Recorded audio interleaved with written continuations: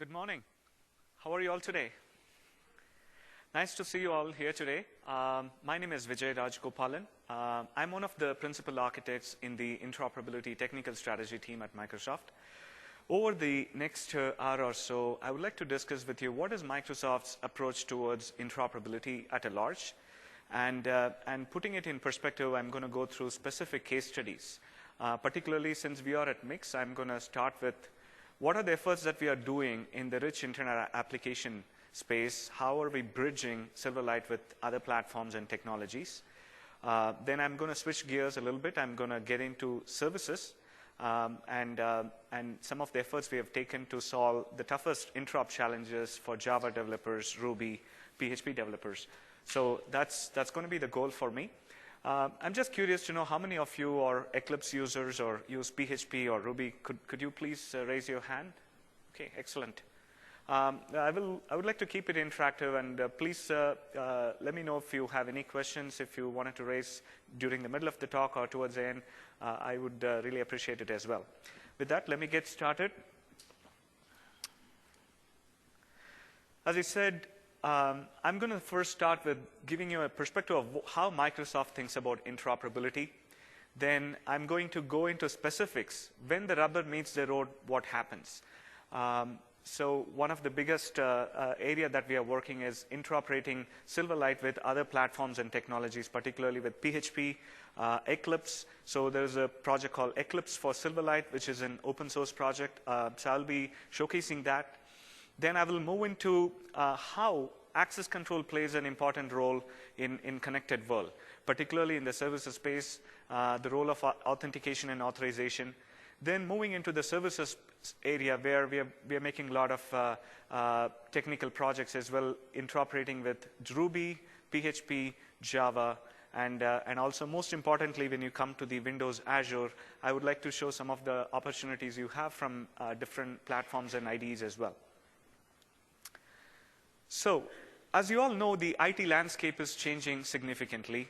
There is a number of factors that are contributing to that. I read pretty recently that for every hardware or hardware purchase that an enterprise makes, there is a huge, about 50 cents to $1 cost in terms of carbon footprint that emits. So green IT influences tremendously, and the client device proliferation is another area.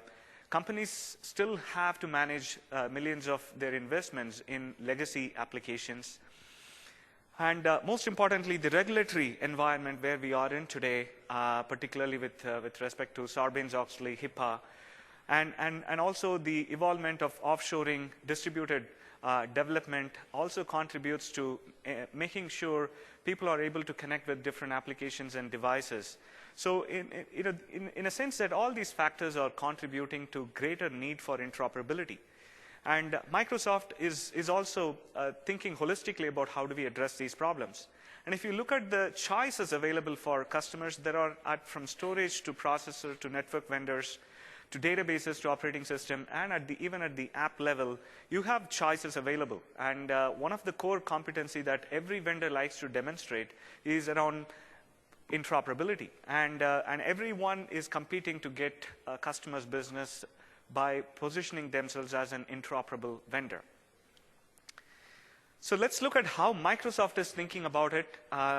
Again, we are thinking about it in a multifaceted way.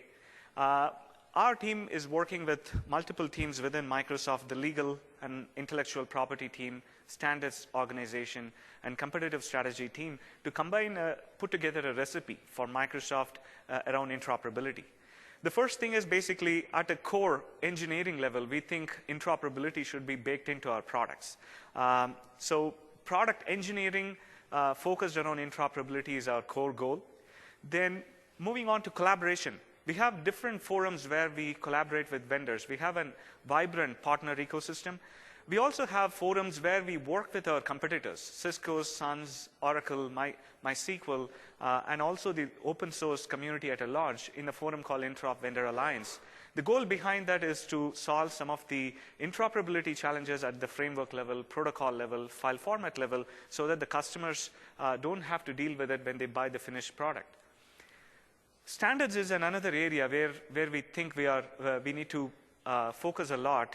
You might have seen our efforts, particularly with respect to IE8 and even with Office 2007 embracing XML-based file formats. We are taking increased effort to be transparent about how we implement standard, how we deviate from standard. The example that Dean demonstrated yesterday, that 7,000 IE8 asset test cases have been contributed to W3C is a testament to that. So we are being more conscious, more transparent about our involvement with the standards bodies. Last but not least, for the developer audience here, how do we, putting all these constituents together, how do we make it palatable for the developer audience? What are the IP access for certain protocols if you are an open source developer? How many of you have heard this thing called open specification promise? I'm just curious to know.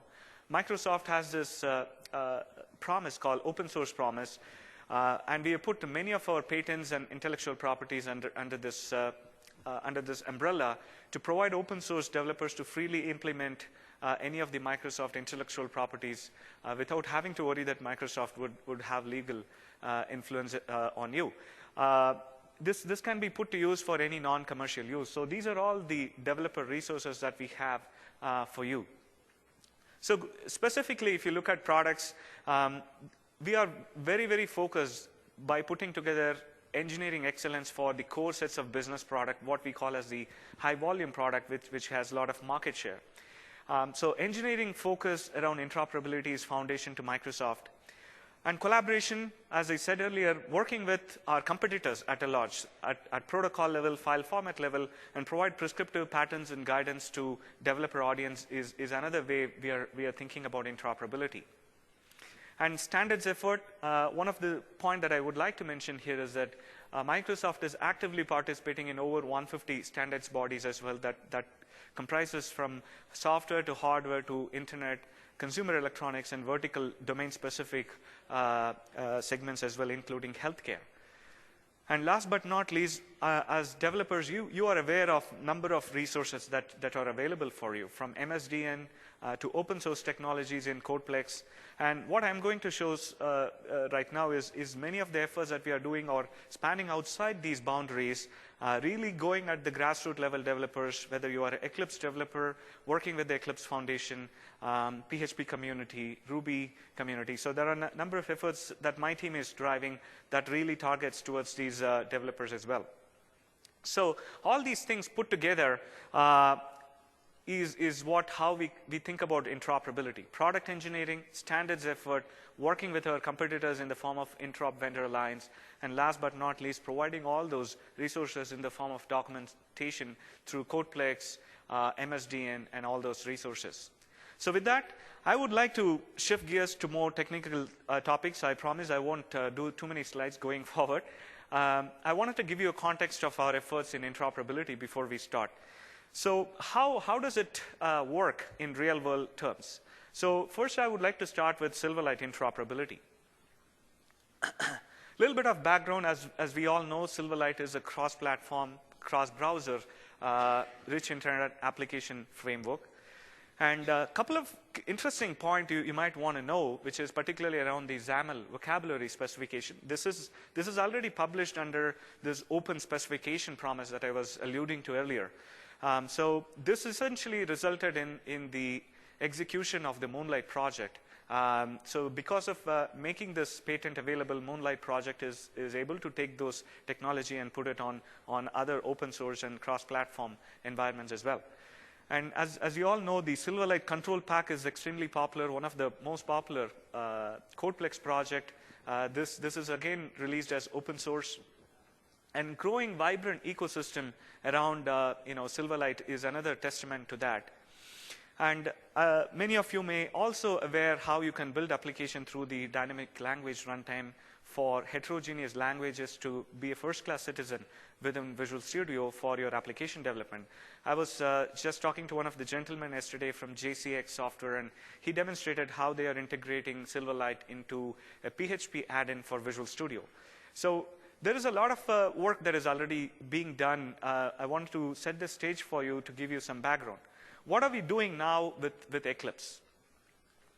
So we started back in October a project called Eclipse Tools for Silverlight. The idea behind this project is to solve some of the toughest interoperability challenges that exist for a classic Eclipse developer who codes in Java today, writes a lot of middleware code in Java, and how could he have a great, rich internet application, front-end application written using Silverlight, right from Eclipse as the IDE.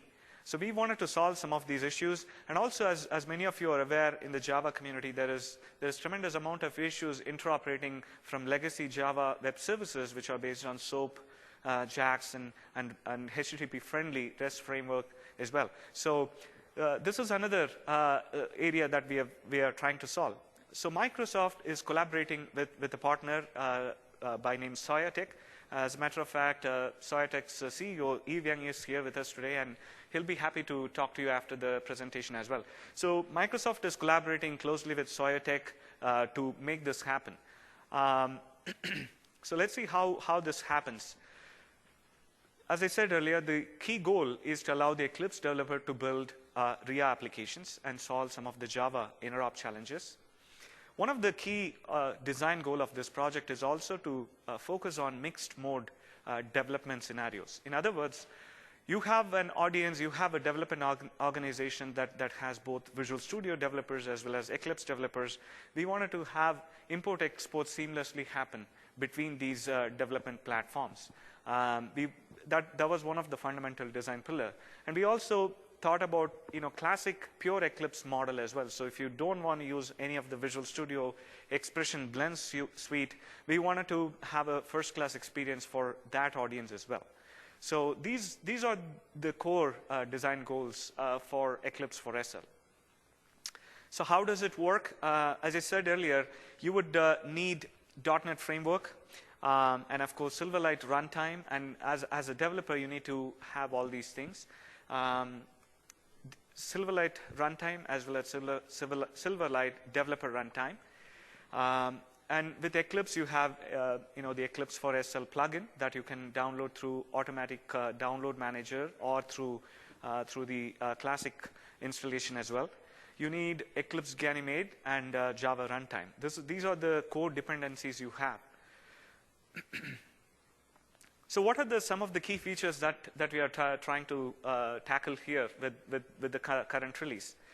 One of the key things that I wanted to point out that this is an evolving project, and we have barely scratched the surface when it comes to providing XAML editor capabilities.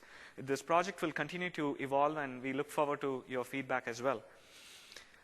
From a XAML editor and preview standpoint, we have visual preview of XAML. So you basically see what you see is what you get when you drag and drop controls into the XAML editor. You get to manipulate the XAML file in the XAML editor. It automatically gets reflected in the visual editor as well.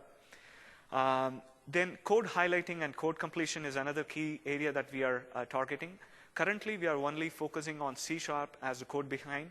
Going forward, we will also add support for other code behind languages. This is an area I would like to listen to you and get your feedback as well. What are some of the code behind languages that you care about, especially coming from Eclipse background?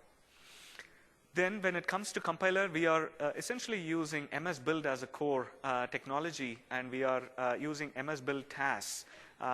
Through the extensibility model of MS Build, we are really leveraging that to build these app file.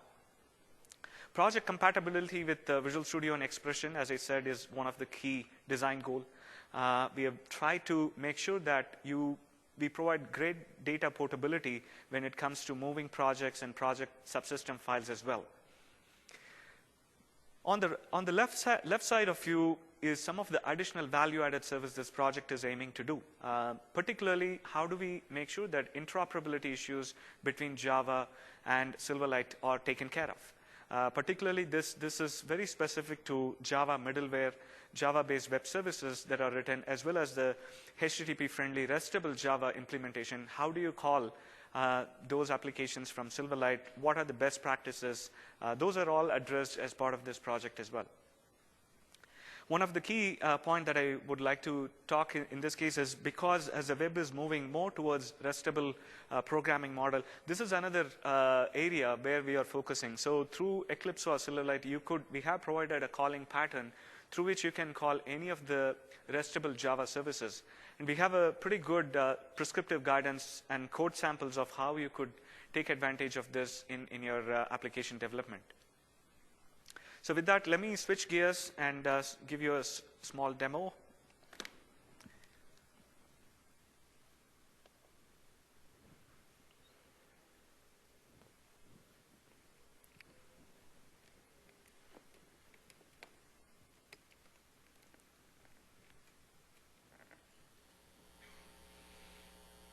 Okay.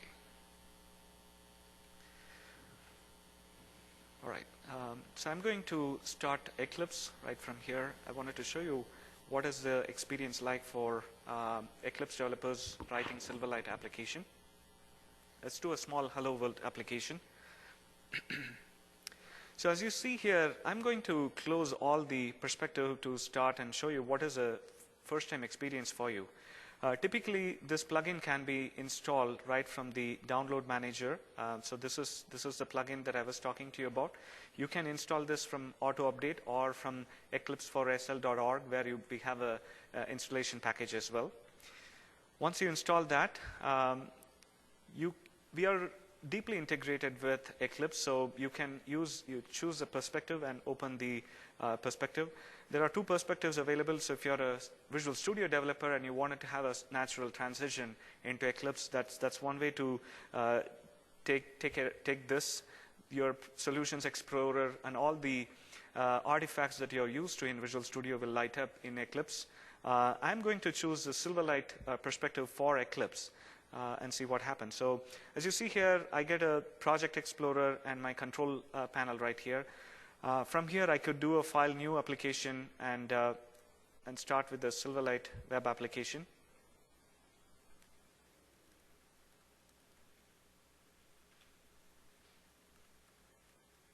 Let's create a simple demo here. So as soon as the project structure is created, you may notice that it's very straightforward for a Silverlight developer. All the artifacts that you need for your projects, particularly with your XAML files, project tree structure, everything is created. Let's open up one of the XAML file and see what is the experience like.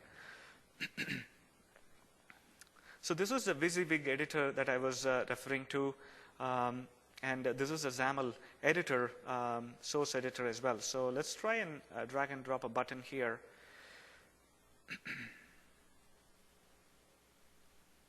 Sorry.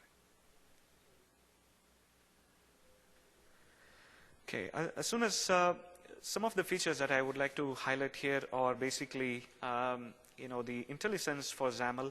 So you could basically let me start with something here. Hello. Next, this is what you get experience I was referring to. This is a tight integration. Over the next milestones, we will improve drag and dropping right to the XAML editor right here as well. Right now, there is a limitation that you have to drag and drop the controls into the text editor, XAML text editor. So I'm going to show you some of the capabilities through IntelliSense here. And so let's set some width for this.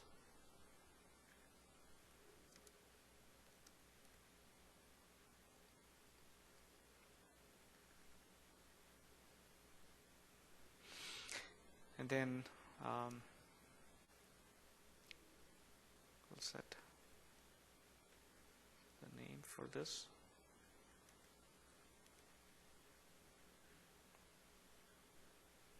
The other thing that we have also done here is that event handling for your controls. Basically, you could set up event handler as well. As soon as you click the event handler,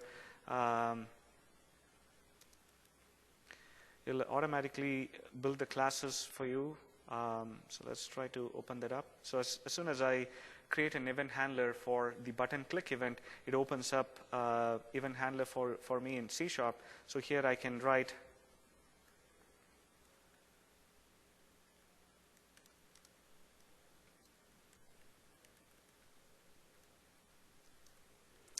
let's try to build and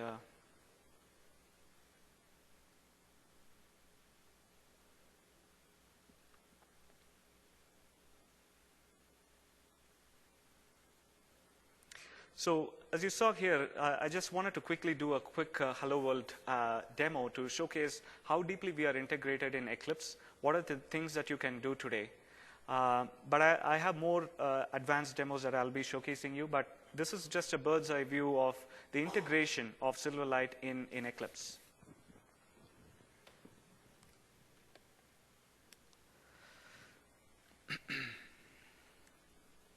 So this project, surprisingly, and I'm very happy to say that it has received a lot of good positive feedback in the last few months.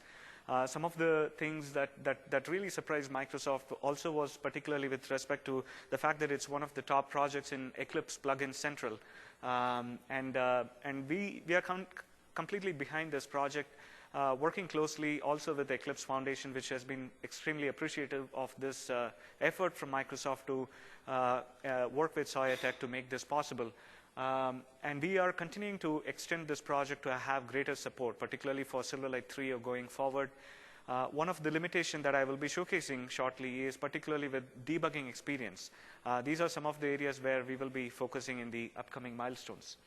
As you might have heard, at the keynote of Scott Guthrie on Wednesday, we also announced at MIX the Mac experience of Eclipse for Silverlight. In other words, if you are a Mac developer and if you use Eclipse for your application developer, now starting today you can write Silverlight content right from Macintosh. So that is the announcement that we made today, made on Wednesday. So I'm going to quickly go and show you a short demo of that as well. So I'm on my Macintosh here. I have a project that was completely built in Eclipse for Silverlight. Here, as you can see here, all the artifacts and everything, I could import, export right from Mac to Windows, as well as from Visual Studio. So that is one of the core development design principle that I can demonstrate here. So let's try and run the sample application here.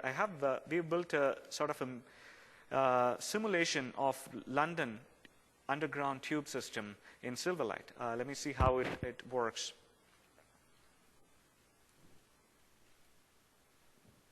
Oops.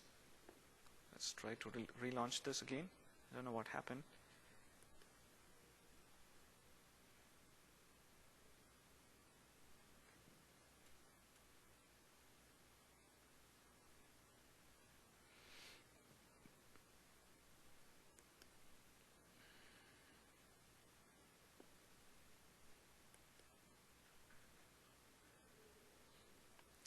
All right, so this is an application that we built totally in Mac,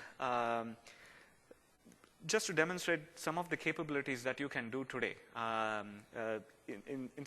The key point that I would like to articulate here is that the XAML integration and also writing in your application in a natural way, right from Visual Studio or import export. If you have a development organization that has both Visual Studio skill set, Mac and Eclipse, I think it's easier to develop richer solutions that can take advantage of that.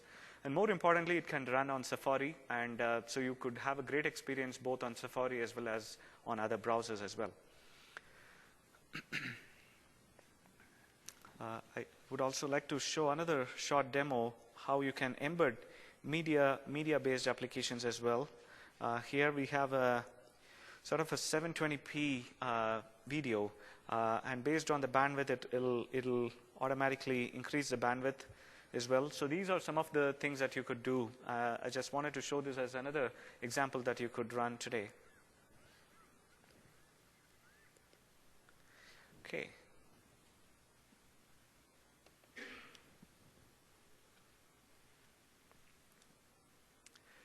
Moving on. Well, you have built an application now in Eclipse, both on the Windows platform as well as on the Macintosh platform. Some of the challenges that I've been talking to many of the PHP developers is that how do I embed Silverlight controls in my PHP application? As a proof of concept, we've been trying to work with MediaWiki to make this through MediaWiki extensions. So I'd like to show, it's very straightforward. So if you're a PHP developer and you wanted to embed Silverlight content, whether it's a streaming content, whether it's a ZAP file, you could do so today. We are starting to do an extension for MediaWiki, and I would like to show this demo as well. Coincidentally, I was talking yesterday with the CEO of JCX, Juan. They also have this enablement for the PHP app for Visual Studio. So you have multiple options right now, but I would like to show you the MediaWiki integration.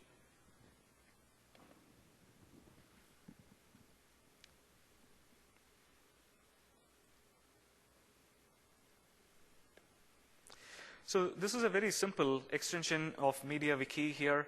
As I mentioned earlier, it's extremely straightforward to do. We have created the extension for MediaWiki. So all you need to give is whether you're running this application on your on-premise application or in a hosted provider. You could either refer to these files locally or from a reference URL as well. This is again a Silverlight control that is embedded in a PHP application. So we provide a very straightforward methods and properties that you can set to control the width and height, and you could, as I said, refer to the local file, or you could refer to other files as well. Okay.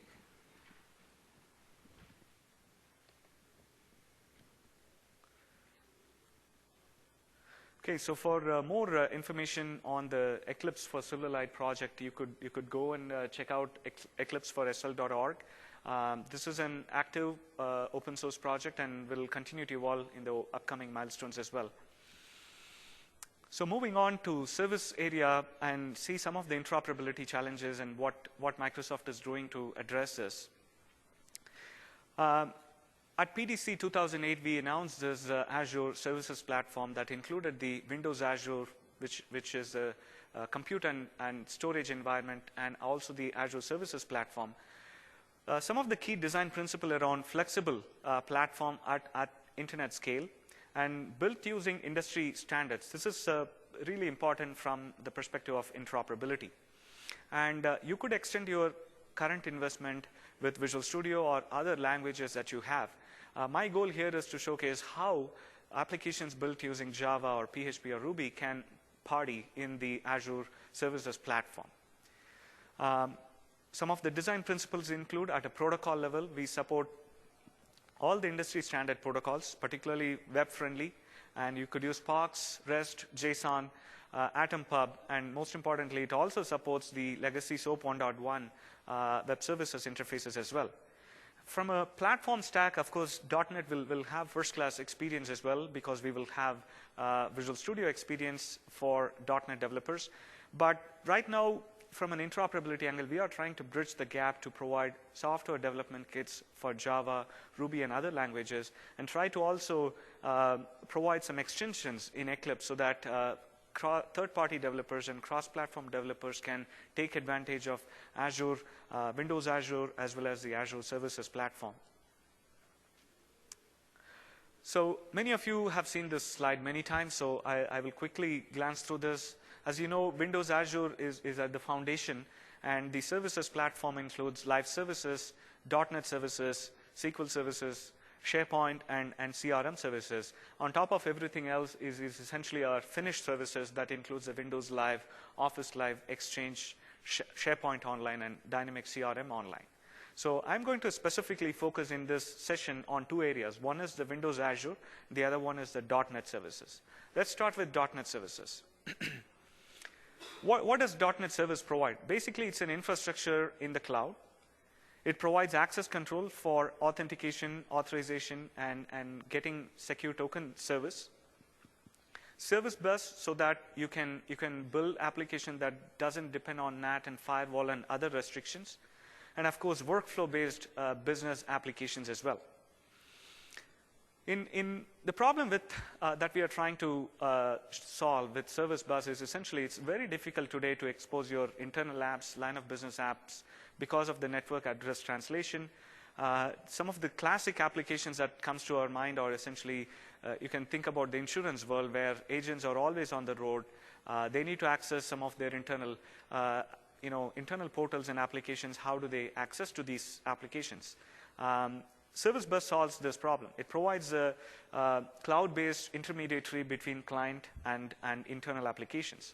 And particularly from an interop angle, it also provides that intermediary listening service for cross-platform applications as well.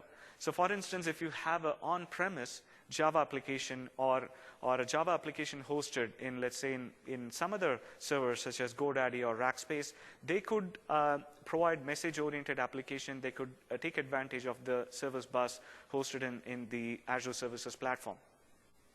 It also provides service registry so that clients can use discovery mechanism to search and leverage some of the services offered in the Service Bus. So how does it work? So you have two applications in organization X and application in organization Y. And the application in organization Y registers the endpoints so that it can communicate with the application in organization X. Application in organization X comes to the Service Bus, searches through the service registry, finds out the endpoints. And if it has access to those endpoints, it will start accessing the application that is hosted in organization Y. So this is the high-level view of Service Bus. What we are trying to solve with interoperability particularly is to solve some of the challenges. How do we bridge Java applications that are written in on-premise? How do we enable them to collaborate and interoperate with applications running? So this is why this is one of the projects that we decided to do. Because Service Bus really targets the mid-market enterprise customers, and we really wanted to solve these challenges for classic middleware Java developers. So as part of this initiative, we have created Java and Ruby SDK that will provide similar capabilities for you to take advantage of these services. So at PDC, we announced the cross-platform SDKs for .NET services.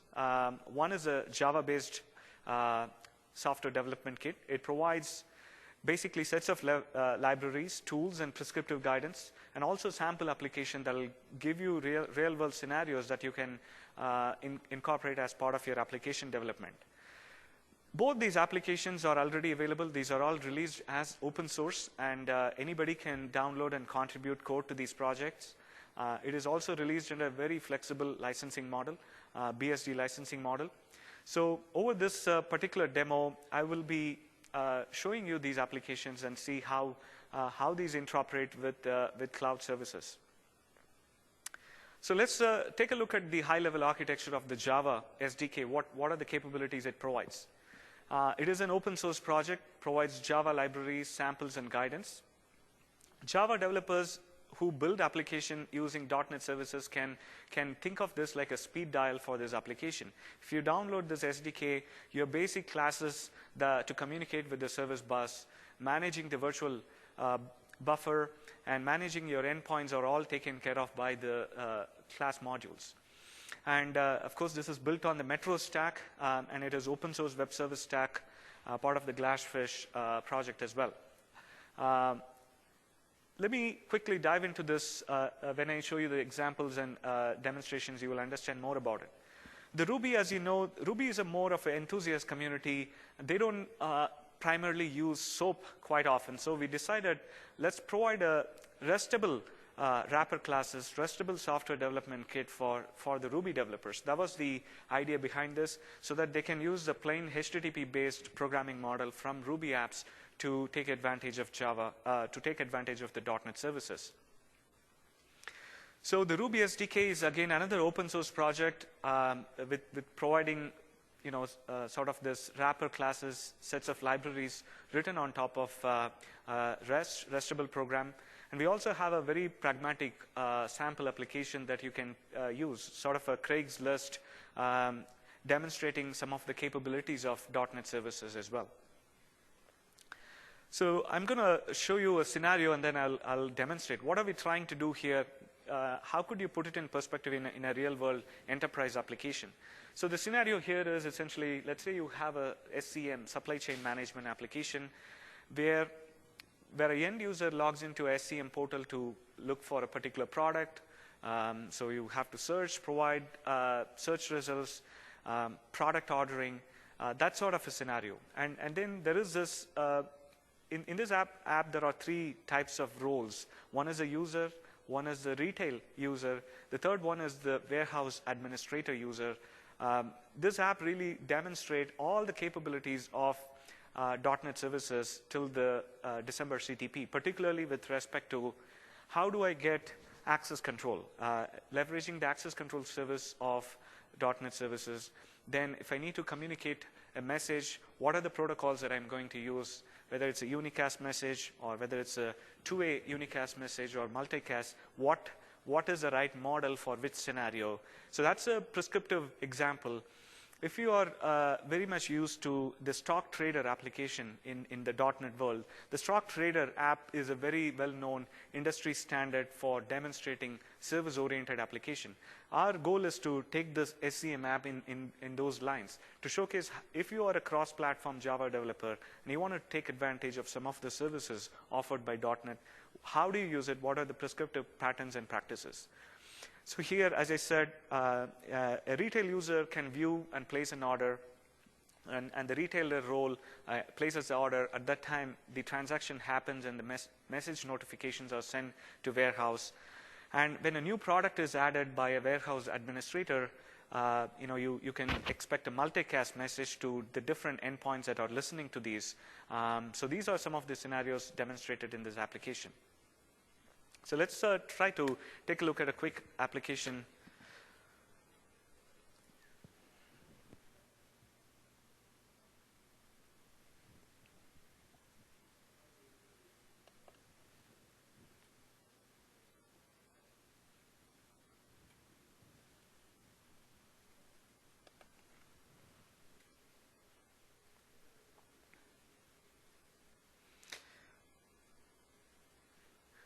Okay, if you go to j.netservices.com, this is a portal for the Java developer SDK for .NET services.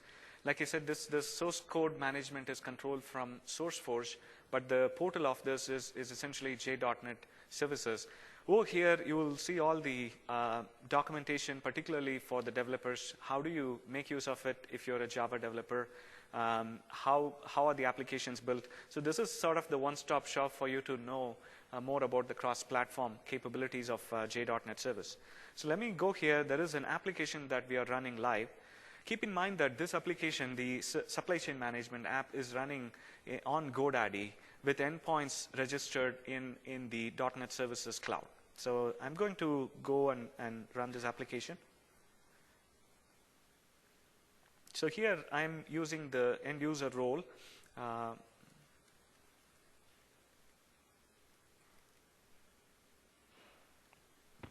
So here, when I sign into this application, there are a couple of things happening here. One is the first and foremost access control. Whether I have access to these application and the endpoints is the first thing. So we are going after the access control portal where we have registered the policies for this particular application. That is what is happening right now.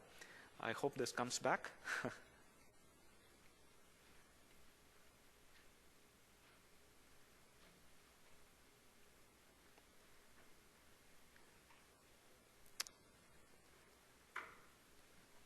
Try again.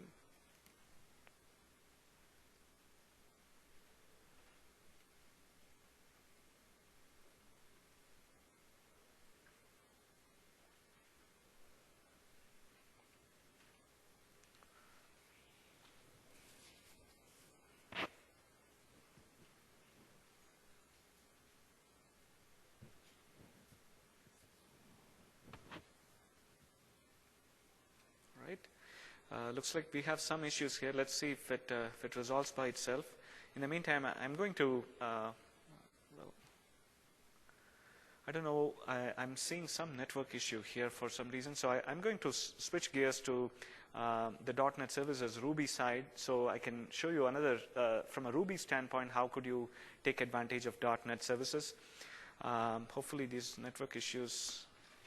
Okay, a couple of things. Particularly, I was talking to you about access control. So here, one of the things that we have also implemented is the idea of the claims-based access control and authorization.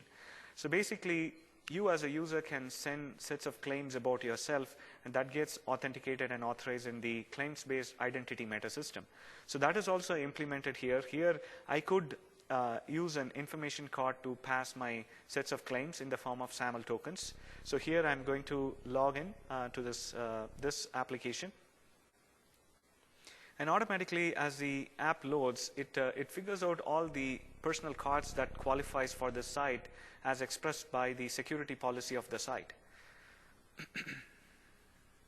Okay, so this is, you can see what credentials I'm sending to this call. I'm sending my first and last name and my PID.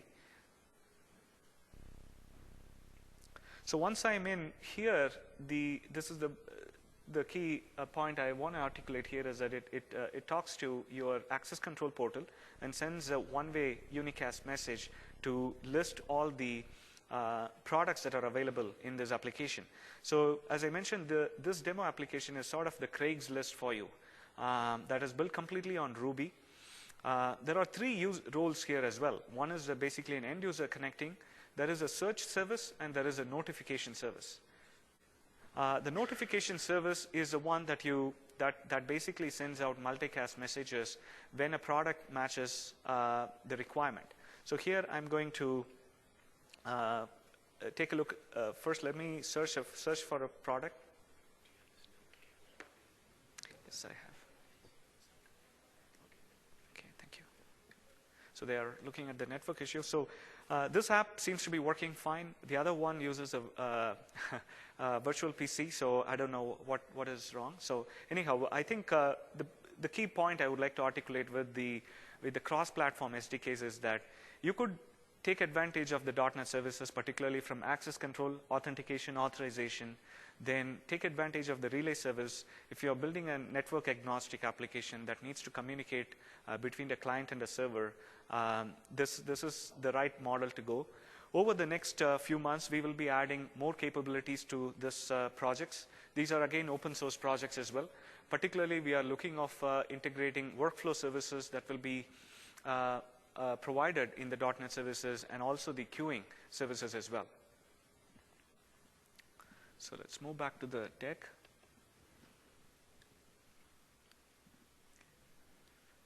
Okay, shifting gears a little bit, we've looked at the .NET services in the Azure Services Platform. I'm going to focus now on the Windows Azure side. What are the opportunities for the open source developers, particularly PHP developers? As I said, Windows Azure provides scalable platform for compute and storage, and potentially you can run all kinds of business applications. At the keynote on Wednesday, it was announced that there are some new announcements, particularly with respect to support for fast CGI, so you can run applications like PHP and Python in Windows Azure, and full trust that provides developers with a level of flexibility on Windows Azure. And also you might have heard about the native code support as well. These are some of the announcements that were made in the March CTP on Wednesday. I'm sure this is going to excite many of you who are considering Windows Azure as a platform, particularly from a compute and storage aspect. So with this, you could literally host your PHP applications running on Windows Azure and also take advantage of some of the storage capabilities as well. So what I'm going to show you a little bit of bird's eye view. You might have listened to Windows Azure promise in many of the sessions, so I'm not going to dive deeper into this. I wanted to set the context for you so I can go into my demo and show you some of the opportunities and possibilities you as a developer, particularly from PHP or Python and other platforms, could do. So Windows Azure provides Azure, there is a fabric, and at the cloud, when you create a project, there is a web role and a worker role. And when a HTTP request comes in, it comes through the load balancer, connects to the IIS, and calls your web role. And this is where your web application is running, where you can specify the number of instances you can run and things like that. And worker role does all the batch processing and other things. The key points, particularly with Azure, are it runs on a 64-bit Windows 2008. Mostly, it supports all the .NET applications, but I'm going to show you some of the capabilities that you can do, particularly from PHP as well.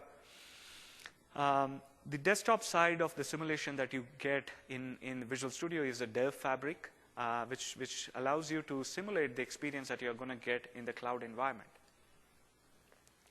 Let's take a look at, if you are an Eclipse developer and if you develop in PHP, some of the capabilities that you could get is what I would like to show in the form of a proof of concept.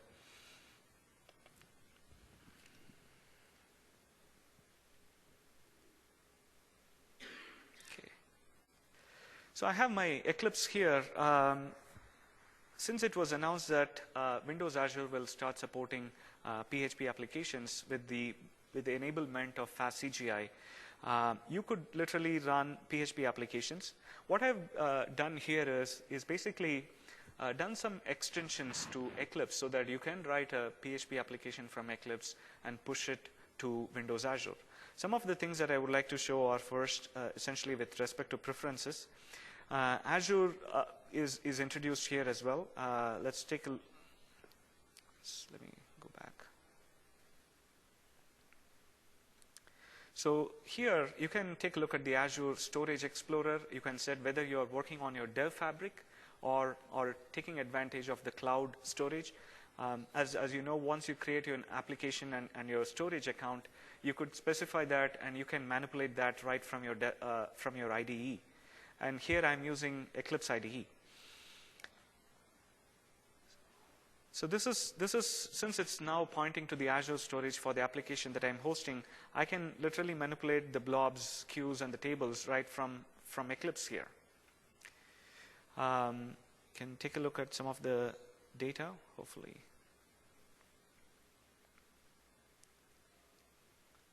So you could have an integrated experience of manipulating your storage in Azure.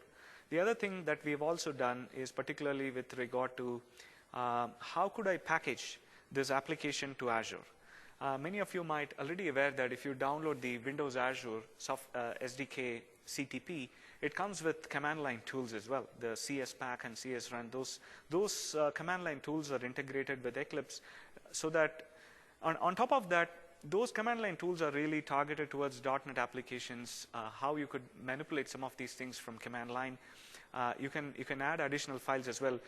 We are going to focus from a real PHP and open source developer standpoint to see what are the other prescriptive things that we need to add here, sort of this post scripting here. So once you click deploy, this will automatically create the packaging that the Azure portal expects. So once you create the package, you could go to the Azure Services portal and upload this package.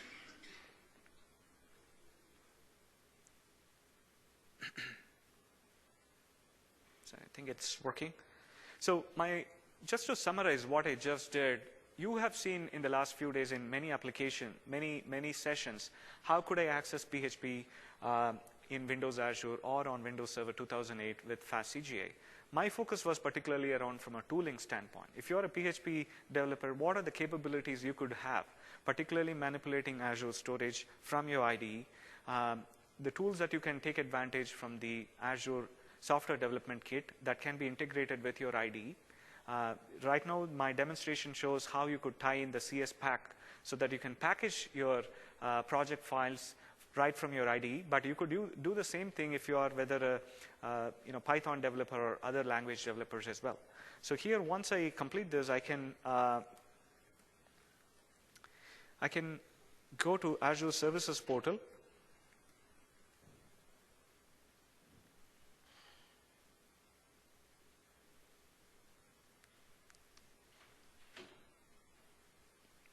Try to here.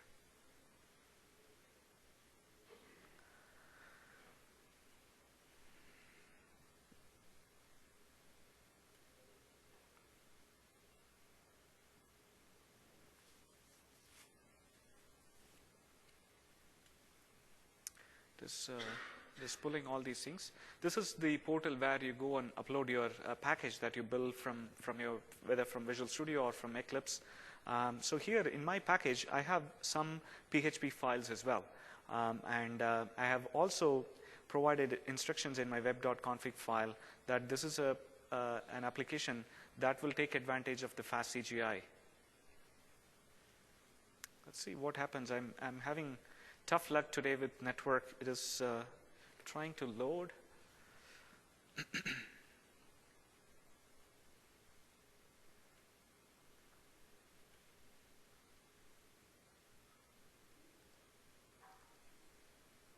Okay, this, as you see here, this is an instruction that I have in my config file, which suggests that any files that has the PHP extension will be executed by the php_cgi.exe. And the whole PHP framework is part of my project itself. So you could basically include your PHP framework, as well as whether you're using Symfony or Zend or any framework, and include your project files and package this right from Eclipse. Let's see if the portal has come back again. Yes, finally it has come back. So what I could do here is that I could delete my existing instance and configure it.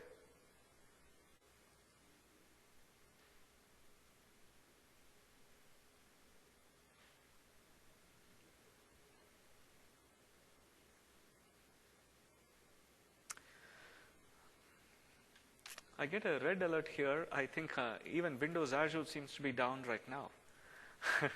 So I'm having a pretty tough luck with networking and this. But just to quickly summarize, what I was trying to show you is essentially the tools experience.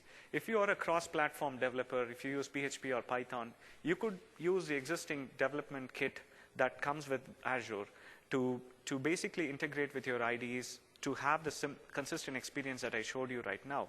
And once you build these things, you may also need to do some post-processing for your application to run successfully in Azure.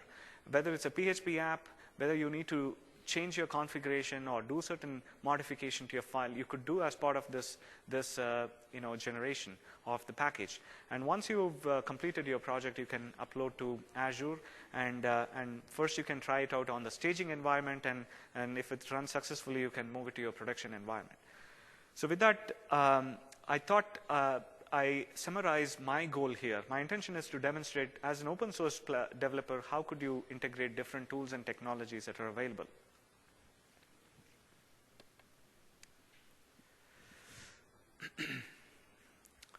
All right, so with that, I've come to the end of my session. I wanted to bring it to your attention that we've looked at how Microsoft looks at interoperability. What is the holistic way Microsoft is looking from product standpoint, providing engineering excellence and building products interoperable by design, working with the standards bodies, and demonstrating our involvement with standards in a very transparent way. The example that I gave with IE is a good testament to that. And working with our competitors to solve some of the tougher interoperability problems at the plumbing level through the Interop Vendor Alliance. And last but not the least, the efforts that we are doing, particularly by writing technical bridges between Microsoft Platform Stack and open source technology to solve some of the toughest problems, will also be additional capability. So there are many domains where we are focusing. I chose today 2 domains. One was rich internet application and software plus services. There are other areas where we have made tremendous amount of stride, particularly in the space of identity, through the identity meta system, interoperating with other protocols such as SAML, particularly in the Web 2.0 space, software plus services, and document file formats as well. So if you go to http://microsoft.com/interop, you'll get more details about all the efforts that we are doing, particularly with open source developers. So take advantage of these technical bridges, and please give us your feedback as well. And I really would like to know some of the features that you are really working in your applications and that you would need from an interoperability standpoint. And I also would like to hear interoperability pain points that you have with Microsoft Platform Stack. With that, I would like to thank you for the opportunity and thank you for coming to this presentation. Thank you.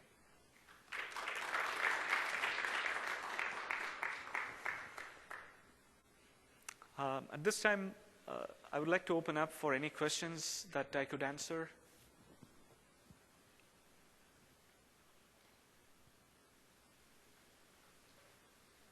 You mentioned Java and Ruby SDKs. Yes. Is there one for PHP? We are thinking about it. As you know, for .NET services, since it's a sort of a mid-market focus, we chose two platforms where we could show different scenarios. Java being a classic enterprise scenario, we focused on enterprise scenarios using SOAP and mainly over WCF protocols. With Ruby, we showcased RESTable protocols, web HTTP friendly protocols. We do definitely have plans to add additional languages, particularly PHP as well, in the near future.